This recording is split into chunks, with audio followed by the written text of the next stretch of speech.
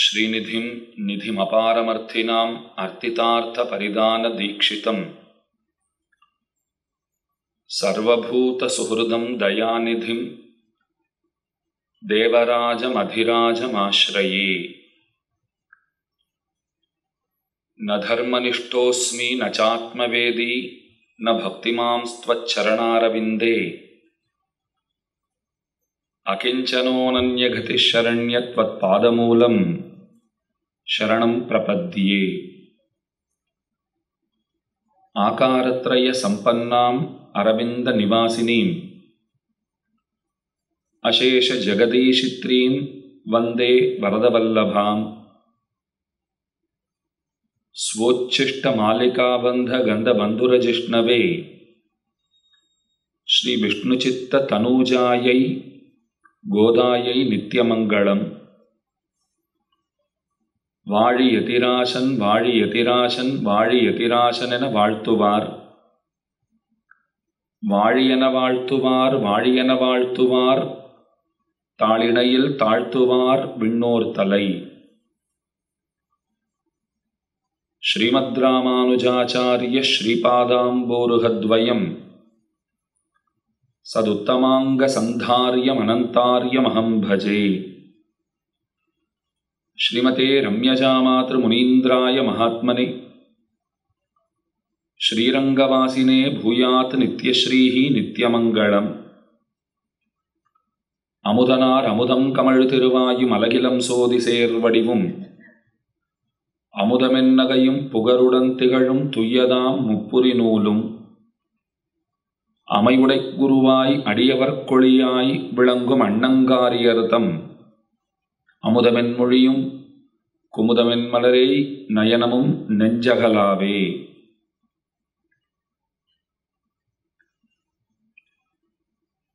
பெரியாழ்வார் பெத்தெடுத்த பெண் பிள்ளையான ஆண்டாள் நாச்சியார் பகவானை காதலித்தாள். அவனையே கரம் பிடிக்க ஆசை கொண்டாள். அந்த பெருமானிடத்திலே சென்று தன்னுடைய காதலை அன்பை வெளிப்படுத்தவும் செய்தாள். ஆனால் ஸ்ரீவில்லிபுத்தூரில் இருக்கிற வடபெருங்கோயிலுடையானாகிற கண்ணன் அர்ச்சா சமாதியை கடந்து கொண்டு எதுவும் பேசலாகாது என்கிற அபிப்பிராயம் கொண்டவனாய் ஆண்டாளுக்கு மறுமொழி சொல்லாமலே இருந்தான். அதனாலே ஆண்டாள் கவலையுற்றாள். பெருமான் தன்னை ஏறெடுத்தும் பார்க்க மாட்டேன் என்கிறான்கிற வருத்தம், தன்னுடைய அன்பை தான் சொன்னவுடன் சரி என்றோ இல்லை என்றோ எந்த வார்த்தையும் பேசாதிருக்கிறானேங்கிற கவலை, அதனாலே தளர்வுற்றாள். அப்ப ஊர்ல இருக்கிற சில பெரியவர்கள் துவாபர யுகத்திலே கோபிகைகள் ஒரு நோன்பை நோற்றார்கள். கண்ணனையே கணவனாக அடைய வேண்டி அந்த நோன்பு அவர்களாலே நோற்கப்பட்டது என்கிற உண்மையை சொல்லவும், தானும் அதே போல ஒரு நோன்பை பாவை விரதத்தை அனுஷ்டிக்க வேண்டும் என்று தீர்மானித்தாள். ஆனால் கோபிகைகள் கண்ணனை போல அனுகரித்தார்கள். ஆண்டாள் கோபிகைகளை அனுகரிப்பதாக தீர்மானித்தாள். தன்னை ஒரு இடைப்பெண்ணாகவே எண்ணினாள். தன்னுடைய தோழிமார்களையும் இடைப்பெண்களாகவே கருதி தான் இருக்கிற ஸ்ரீவில்லிபுத்தூரே திருவாய்ப்பாடியாகவும் வடபெருங்கோயிலுடையான் சந்நிதி அதுதான் நந்தகோபாலன் திருமாளிகையாகவும் உள்ளே படுத்திருக்கிற பெருமான் அவரையே கண்ணனாகவும் பாவித்து கொண்டு இந்த உயர்ந்த நோன்பை அனுஷ்டிக்கிறாள். பகவானை அடைய வேண்டும்னு சொன்னால் அதற்கு ஆச்சாரியனும் பாகவதர்களும் பெரிய பிராட்டியார்னு சொல்லப்படுமவளான தாயாரும் அவர்கள் அனைவரும் இன்றி அமையாதவர்கள். அவர்களை முன்னிட்டு கொண்டுதான் நாம பெருமானிடத்திலே போகவே முடியும். அந்த விஷயங்களை எல்லாம் நமக்கு எடுத்துச் சொல்லி நாம் எங்கனம் பெருமானை நோக்கி நடக்க வேண்டும்ங்கிறதை நமக்கு உணர்த்துகிறாள். என பாதை நன்னா தெரிஞ்சவா அந்த வழியை நமக்கு எடுத்துச் சொன்னால் நம்முடைய பயணம்ங்கிறது சுலபமாகிறது. ஏற்கனவே போயிட்டு வந்தவா அப்படின்னு சில பெயர்களை நாம பார்த்து, ஒரு ஊருக்கு போறதா இருக்கேன், நீர் பல தடவை போயிருக்கிறதாக அறிகிறேன், அது எப்படி போக வேண்டும், என்ன பாதை, என்ன வழி அப்படின்னு கேட்கிறோமே. அதை போல பகவானை அடைவதாகிற அந்த சிறந்த பயணம், அந்த பயணத்திற்கும் பாதைகள் உண்டு. அதில் சுலபமான பாதை எது என்பதை அறிதல் முக்கியம். அதைத்தான் திருப்பாவை நமக்கு நன்கு உணர்த்துகிறது. பகவான் நம்மிடத்திலே மாறாத அன்பை உடையவன், அளவத்த அன்பாளன்னு கொண்டாடத் தகுந்தவன். அவர் நம்மிடத்துல அன்போடு இருக்கிறாருங்கிறத நாம தெரிஞ்சுட்டாலே அவனை நோக்கிய நம்முடைய பயணம் தொடங்கிவிட்டதுங்கிறது பொருள்.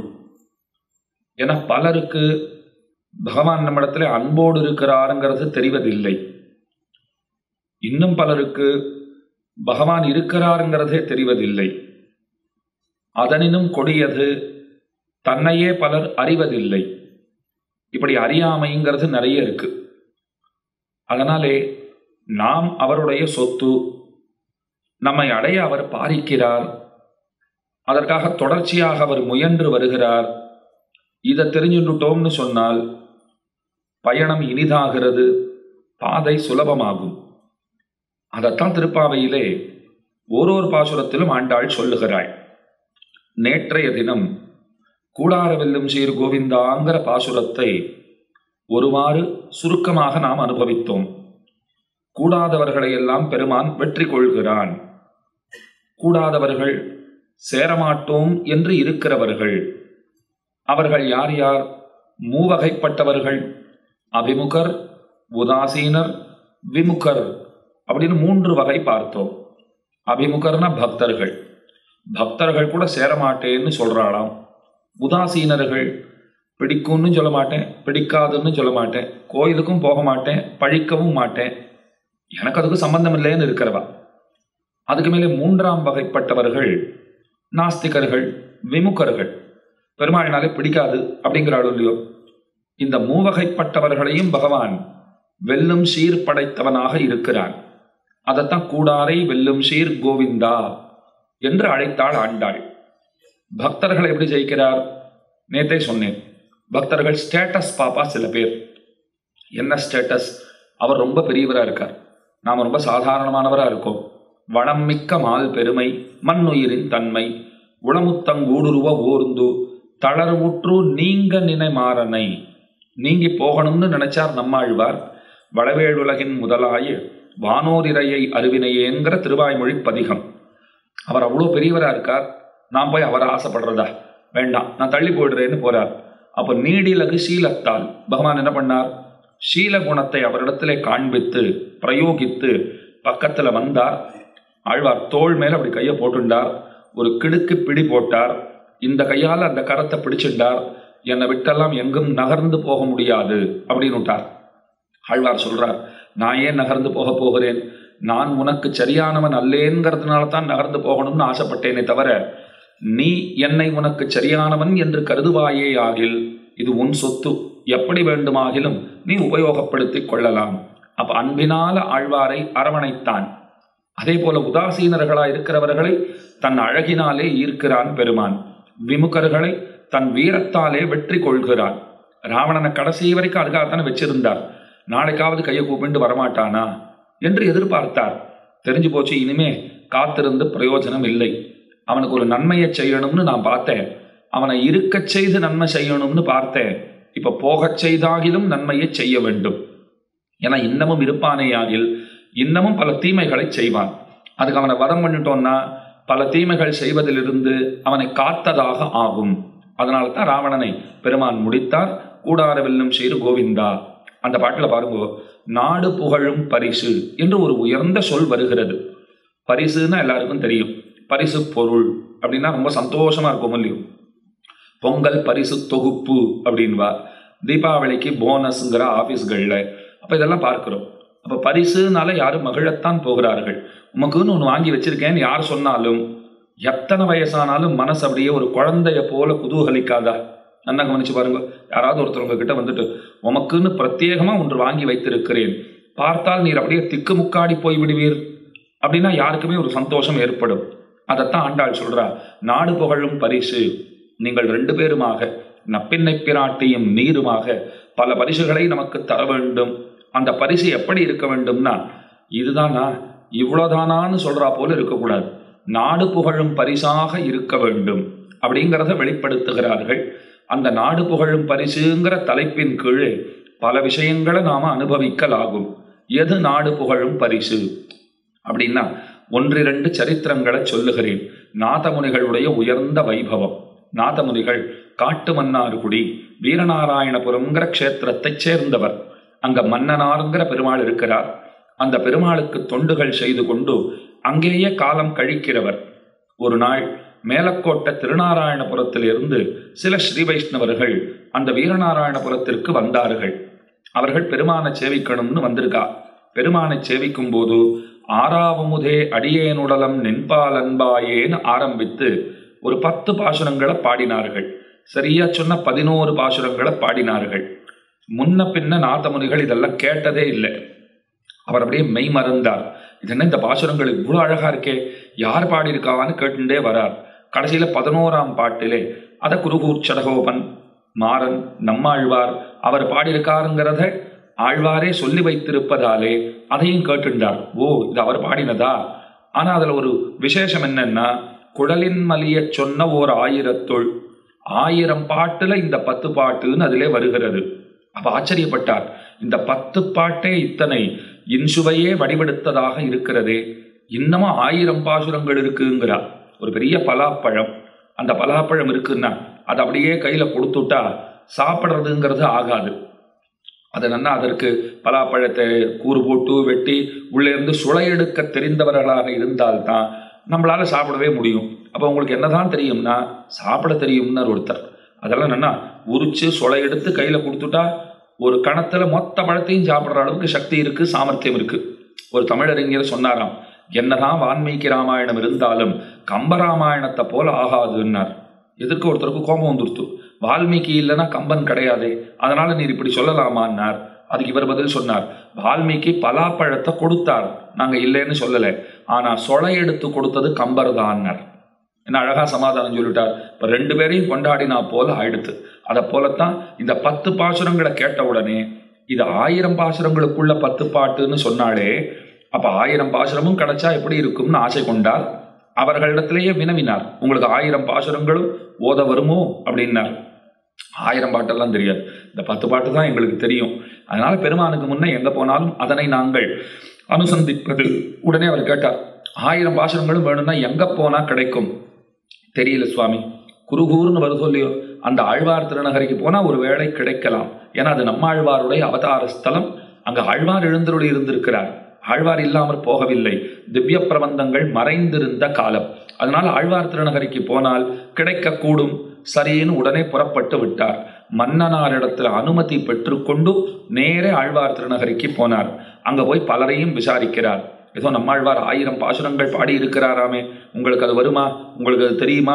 ஓரொருத்தரா போய் கேட்கிறார். எல்லாரும் என்ன சொல்றா, பல பேர் எங்களுக்கு தெரியாதுன்னு. பல பேர் அப்படி பாடினதா கேள்விப்பட்டிருக்கோம், அது உலகத்திலே நெடுநாள் நடையாடியதாகவும் அறிகிறோம். இப்ப அது வழக்கத்தில் இல்லாமல் போய்விட்டது, தற்சமயம் வழக்கில் இல்லை அப்படின்னா நிறைய பேர். இவர் என்ன பண்றதுன்னு தெரியாமல் தவித்தார். அப்ப அங்க ஒருத்தர் சொன்னார், அந்த ஆழ்வாரை பத்தி, அதாவது எந்த 1000 பாசுரங்களை தேடி நீர் வந்திருக்கிறீரோ அந்த 1000 பாசுரங்களை பாடியவரான ஆழ்வார், அந்த ஆழ்வாரை பற்றி கண்ணினும் சிறுத்தாம்புங்கிற உயர்ந்த கிரந்தம் அது மதுர கவிகளாலே அருளி செய்யப்பட்டிருக்கிறது. 10 பாசுரங்கள் பாடியிருக்கிறார். நாங்கள் என்ன கேள்விப்பட்டிருக்கிறோம்னால், அந்த 10 பாசுரங்களை கண்ணினும் சிறுத்தாம்பை ஏகாகிர சித்தத்தோடே தியான நிலையிலே அமர்ந்து யோகத்தாலே ஒருவர் ஆழ்வாரை தியானம் பண்ணி அதை 12000 முறை அனுசந்திப்பரேயாகில், சொல்லுவரேயாகில் அவர் திருமுன்பே ஆழ்வார் தோன்றுவார்னு கேள்விப்பட்டிருக்கிறோம். அப்பவே நிதி கிடைச்சா போல அத்தனை குஷியாயிட்டார் நாதமுனிகள். அத்தனை சந்தோஷம் அவருக்கு. நான் யோசிச்சு பார்க்குறேன், அவர் இடத்துல நான் இருந்தேன்னா என்னமோ ஒரு நல்ல எண்ணம் எனக்கு ஏற்பட்டு போச்சு, நல்ல புத்தி திடீர்னு வந்துடுத்து. பாசுரங்களை தேடி ஆழ்வார் திருநகரி வரைக்கும் கூட போயிட்டேன். ஆனால் அங்கே யாருமே இல்லைன்னு சொல்லிட்டு எங்ககிட்டலாம் இல்லை, ஆனால் 12,000 தடவை நீங்கள் கண்ணன் சிறுத்தாம்ப சொன்னா அப்படின்னு சொன்னான்னு வச்சுக்கோங்க. நான் அடுத்த கேள்வி என்ன கேட்பேன், இங்கேருந்து மெட்ராஸ்க்கு சாயங்காலம் எத்தனை மணிக்கு ட்ரெயின்னு தான் கேட்பேன். உடனே ஊர் போய் சேரலாம். இதெல்லாம் நமக்கு ஆகாது. 12,000 தடவை, அதுவும் ஏகாகிர சித்தத்தோடு மனசு ஒரு இடத்துல லயித்திருக்க வேண்டும். ஆழ்வாரிடத்திலே மனத்தை பொருந்தி இருக்கும்படியாக செய்து ஆழ்வாருடைய அனுகிரகத்தை பெறணும். இதுல வேடிக்கை என்னன்னா, ஆழ்வார் அனுகிரகம் இருந்தா தான் மனசு அவர்கிட்ட பொருந்தியே இருக்கும். இதெல்லாம் நாதமுனிகள் முயற்சி செய்கிறார்னு நாம நினைக்கிறோமே தவிர, அந்த ஆழ்வார் தான் நாதமுனிகளை இங்கே வரவழைத்திருக்கிறார். அவருடைய நிருகேதுகமான கிருபை. அவரை தேர்ந்தெடுத்து இவரை கொண்டு நாட்டிலே 4000 நடையாடச் செய்ய வேண்டும் என்பது நாரணன் விளையாட்டு. அதைத்தான் ஆழ்வாரை கொண்டு பகவான் செய்து கொண்டிருக்கிறார். ஆழ்வார் நாதமுனிகளை கொண்டு அதை செய்து கொண்டிருக்கிறார். நாதனுக்கு 4000 முறைத்தான் என்று ஆழ்வார் கொண்டாடப்படுகிறார். உடனே அந்த கண்ணினும் சிறுத்தாம்ப நாதமுனிகள் கத்துண்டுட்டார். திருப்புளி ஆழ்வார் அடியிலே எவ்விடத்திலே எந்த புளிய மரத்தின் பொந்திலே ஆழ்வார் அநேக காலம் வீத்திருந்தாரோ, எவ்விடத்திலே அவருடைய சன்னிதானம் இன்னைக்கும் அமைந்திருக்கிறதோ அவ்விடத்திலே போய் அமர்ந்தார். 12000 முறை கண்ணினும் சிறுத்தாம்பை அனுசந்தித்தார். ஆழ்வார் முன்னே தோன்றினார். என்னத்துக்காக நம்ம நினைத்தீர் அப்படின்னார். என்ன வேணும்னு நம்மள ஆசைப்பட்டீர்? வேறொன்னும் இல்லை சுவாமி, எங்க ஊருக்கு வந்திருந்தா சில ஸ்ரீவைஷ்ணவர்கள் ஒரு 4 பேர் வந்திருந்தா ஆறாமமுதைன்னு 10 பாசுரங்கள் பாடினார்கள். நான் அதில் மெய்சிலிர்த்து போனேன். என்னை தொலைத்தவன் ஆனேன். எனக்கு அந்த 1000 பாசுரங்கள் வேண்டும். புன்னகைத்தார் ஆழ்வார். குறைவாக கேட்கிறீரே, 12000 முறை கண்ணினும் சிறுத்தாம்பை சொல்லி இருக்கிறீர். கேட்பதும் 1000 பாசுரங்களை போதாது, நான் நிறைய கொடுக்கறதா நினைச்சிட்டு இருக்கேனே அப்படின்னார். ஓஹோ, இன்னமும் பிரபந்தங்கள் உளவோ அப்படின்னார். இன்னமும் இருக்காருன்னா, நாங்க 10 பேர் சேர்ந்து பாடி இருக்கிறோம். இன்னும் ஆண்டாளையும் சேர்த்துண்டா, மதுரகவி ஆழ்வாரையும் சேர்த்துண்டா 12 நீர் 12000 முறை ஓதினீர் அல்லீரோ. 12 பாடிய பாசுரங்கள் அனைத்தையும் தருகிறோம். அப்போ ஒரு 1000க்கு ஒருத்தர்னு வச்சுக்கோங்க. அப்ப 12000 முறை நீர் பாசுரங்களை ஓதினதற்கு சேர நாங்கள் 12 சேர்ந்து பாடியிருக்கிற பாசுரங்கள் 4000 திவ்ய பிரபந்தம். பந்தம்னா ஒரு கட்டு, பிரபந்தம்னா நன்னா கட்டி வச்சிருக்கிறது. திவ்ய பிரபந்தம் திவ்யமான ஒரு கட்டு. 4000 பாசுரங்களை கொண்டு திவ்யமான ஒரு கட்டு போட்டு பகவானை பிடிச்சு கட்டி வச்சிருக்கா. அதுதான் திவ்ய பிரபந்தம். சாதாரண பிரபந்தம்னாலே ஒரு நூல். அந்த நூலுக்கு ஏன் பிரபந்தம்னு பேருன்னா அதுல விஷயங்களை கட்டி போட்டிருக்காளோ இல்லையோ, அப்படியும் வைத்துக் கொள்ளலாம். அப்ப 4000 திவ்ய பிரபந்தங்களை நாதமுனிகளுக்கு நல்கினார். நிதி கிடைத்தார் போல துள்ளி குதித்தார் நாதமுனிகள். நாடு புகழும் பரிசு என்று அதனை ஸ்லாகித்தார். இதுதான் நாடு புகழும் பரிசு. சந்தோஷமா அதை வாங்கிட்டார். தம்முடைய மருமக்கள் கீழையகத்தாழ்வான் மேலையகத்தாழ்வான்னு 2 பேர், அந்த மருமகன்களை பக்கத்துல அழைத்தார். அவர்களுக்கு முதலிலே ஓதுவித்தார். அவர்களை கொண்டு திவ்ய பிரபந்தத்தை நாட்டிலே நடையாடச் செய்தார் நாதமுனிகள். இது ஆழ்வார் அவருக்கு செய்திருக்கிற ஒரு பெரிய கருணை. ஆழ்வார் அளித்த பெரும் பரிசு நாடு புகழும் பரிசு. இப்ப தாத்தா கதை நாதமுனிகள் கதை சொன்னேன்னு இல்லையோ, கொஞ்சம் பேரன் கதைக்கு வருவோம். பேரன் ஆளவந்தார் யாமுனாச்சாரியர்னு திருநாமம். அவர் பிறப்பதற்கு முன்பாகவே நாதமுனிகள் தம்முடைய சீடர்களுக்கு சொன்னார், எனக்கு பின்னால ஒரு பேரன் பிறப்பான், அவனுக்கு யாமுனன், ஸ்ரீ யாமுனன் என்று பெயர் சூட்ட வேண்டியது அப்படின்னு முதல்லயே சொல்லிட்டார். அந்த குழந்தை கொஞ்சம் சம்பிரதாயத்திலிருந்து விலகி நின்றாலும் நீங்கள் விட்டு விடாதீர்கள். எப்படியாவது அவரை சம்பிரதாயத்திற்கு அழைத்து கொண்டு வந்து நல்ல கல்வி கேள்விகளை போதித்து அந்த குழந்தைகளை வியுத்பன்னனாக ஆக்க வேண்டும், சிறந்த பண்டிதனாக ஆக்க வேண்டும் அப்படின்னு முன்னமேயே சீடர்களுக்கு சொல்லி வைத்திருந்தார். அதாவது தனக்கு ஈஸ்வர முனிகள்னு ஒரு பிள்ளை, ஈஸ்வர பட்டர் ஈஸ்வர முனிகள்னு சொல்லுவார்கள். அந்த ஈஸ்வர முனிகளுக்கு ஒரு பிள்ளை பிறக்க போகிறார், யாமுனன்னு பேரை வச்சுடுங்கோ. அந்த குழந்தைக்கு எல்லாவற்றையும் சொல்லிக் கொடுத்து சிறந்த புத்திமானாக பக்திமானாக நீங்கள் வளர்க்க வேண்டியது சொல்லிட்டாரா. நாதமுனிகள் காலம் முடிஞ்சு போச்சு. பிற்பாடு உய்யக்கொண்டாருங்கிற ஆச்சாரியர் வந்தார். அவராலையும் அந்த காரியத்தை ஆச்சாரியர் சொன்னதை செய்து தலை கட்ட முடியவில்லை. அவர் காலமும் முடிந்து விட்டது. மணக்கால் நம்பிகள்னு வருகிறார். ஸ்ரீராமமிஸ்ரர் என்ன அவரை கொண்டாடுவார்கள். வேதாந்தாச்சாரியர் தெரிவிக்கிறார், நமக்கு தெரிஞ்ச ராமன் எல்லாம் 3 பேர் தான். ஒன்னு ராமன் சீதாராமன், மற்றொருத்தர் அதற்கு முன்பிருந்தவரான பரசுராமன், மற்றொருத்தர் பின்பு வந்தவரான பலராமன். இந்த 3 ராமர்களும் நமக்கு வேண்டாம்.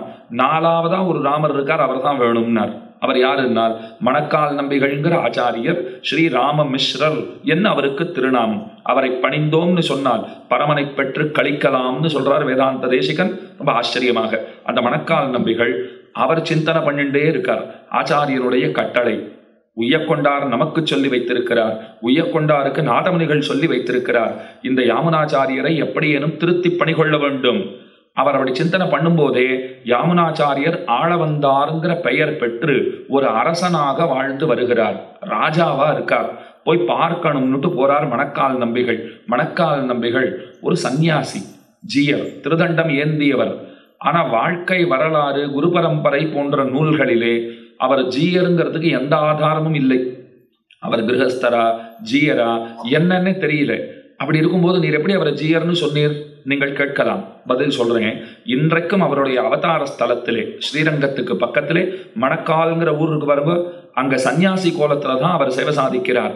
அதனால தான் ஸ்ரீமத் வேதமார்க்க பிரதிஷ்டாபனாச்சாரிய உபய வேதாந்தாச்சாரியரான இப்போது சதமானோத்சவம் கண்டருளிய பெரியவரான புத்தூர் அக்ரஹாரம் சுதர்சன ஸ்ரீ வைஷ்ணவ சுதர்சனம் பத்ராதிப சுவாமி, புத்தூர் கிருஷ்ணசுவாமி ஐயங்கார் சுவாமி, அவர் பல விசாரங்களை ரொம்ப ஆச்சரியமாக நேர்த்தியாக செய்திருக்கிறார்.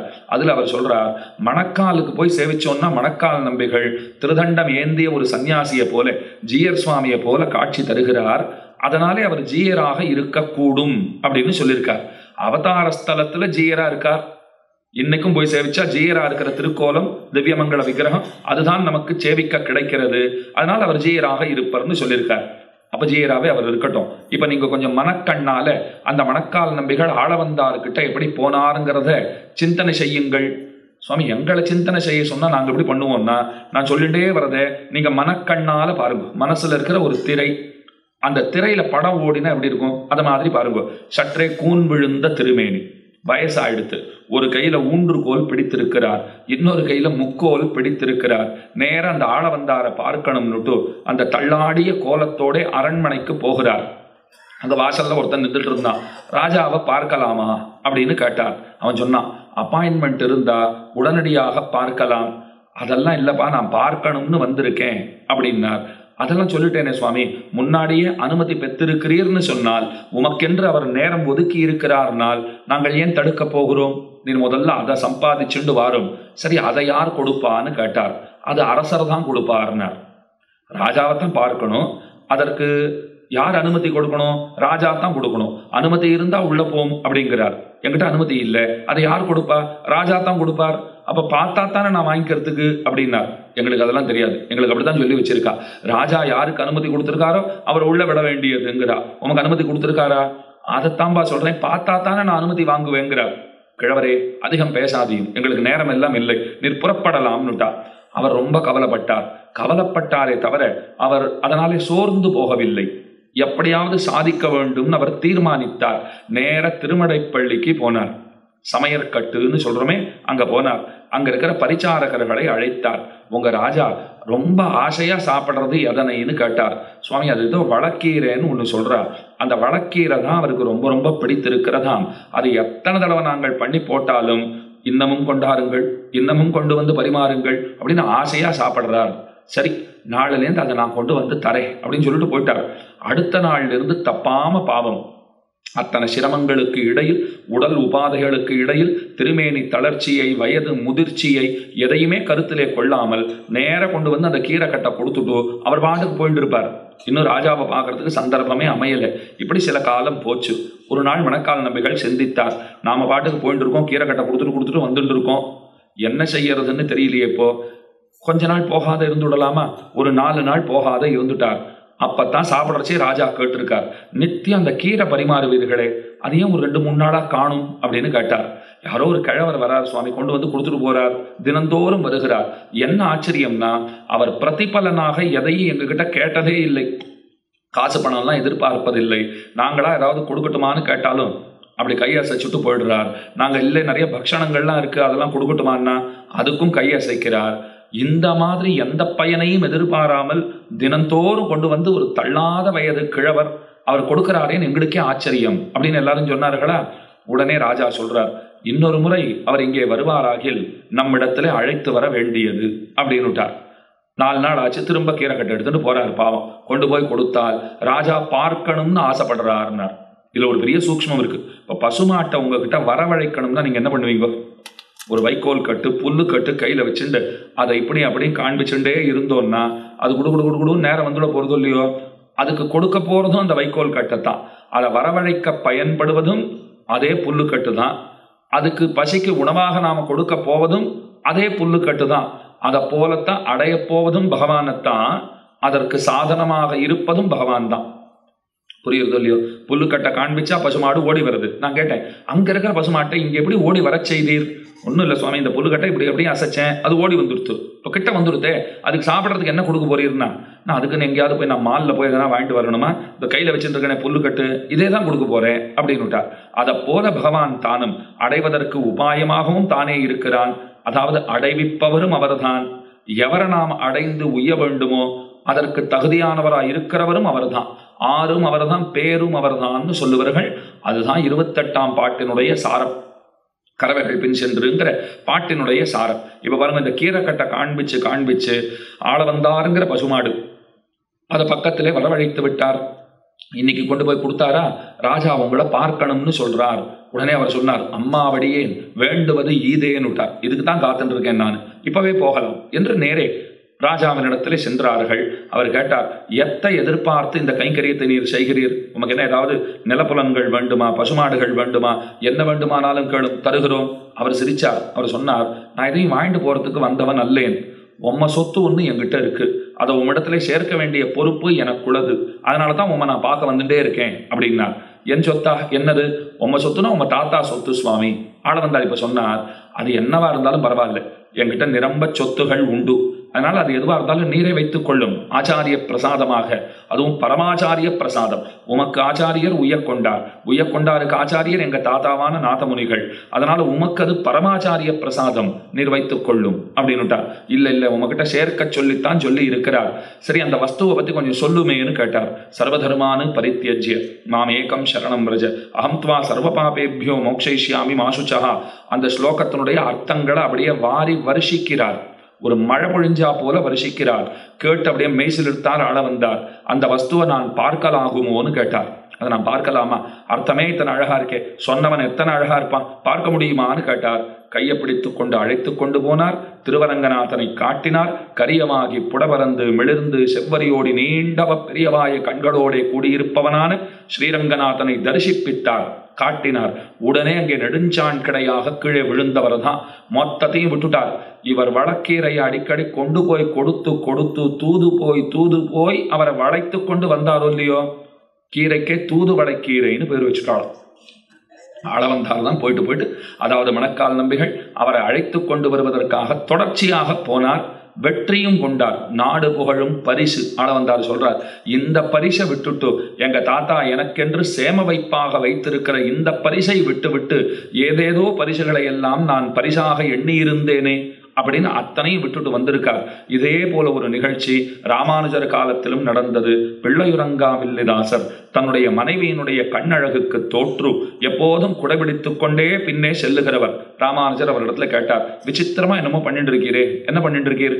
அந்தரங்கத்திலே மனைவிக்கு தொண்டு செய்வார் பலர் உளர், ஏகாந்தத்திலே தொண்டு செய்கை அது அரிதன்று.